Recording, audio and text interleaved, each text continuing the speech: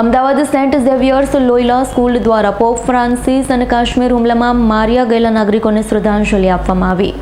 ધર્મગુરુ pop ફ્રાન્સિસનું અવસાન થયું. સાથે સાથે જ કાશ્મીરમાં નિર્દોષ નાગરિકો પર હુમલો કરી તેમને ઠાર મારવામાં આવ્યા છે. એનું દુઃખ અને રોષ પ્રત્યેક નાગરિકોમાં જોવા મળી રહ્યો છે. ત્યારે અમદાવાદ ખાતે આવેલ સેન્ટ ઝેવિયર્સ લોયોલા સ્કૂલના ફાધર અને સ્ટાફ દ્વારા પોપ ફ્રાન્સિસ અને કાશ્મીરમાં માર્યા ગયેલા નાગરિકો માટે શ્રદ્ધાંજલિ અર્પણ કાર્યક્રમનું આયોજન કરવામાં આવ્યું છે.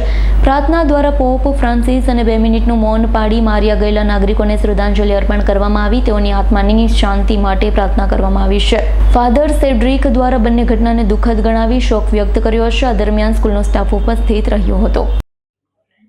आपने यहाँ हम लोग तो इधर पोप फ्रांसिस और पहलगाम का ये विक्टिम्स के लिए तो श्रद्धांजलि देने के लिए आया है. और पोप फ्रांसिस तो एक महान व्यक्ति था. ये दुनिया के लिए प्रेम, शांति और बंधुत्व, भाईचारा के लिए बहुत काम किया है. पर लेकिन ये हुआ पहलगाम में थोड़ा दिन पहला, ये एक क्राइम अगेंस्ट ह्यूमैनिटी है, इंसानियत के विरुद्ध में है.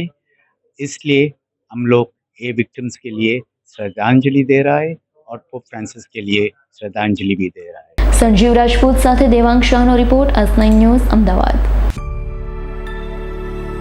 અમારી તમામ માહિતીથી અપડેટ રહેવા માટે જોડાયેલા રહો S9 ન્યૂઝ સાથે.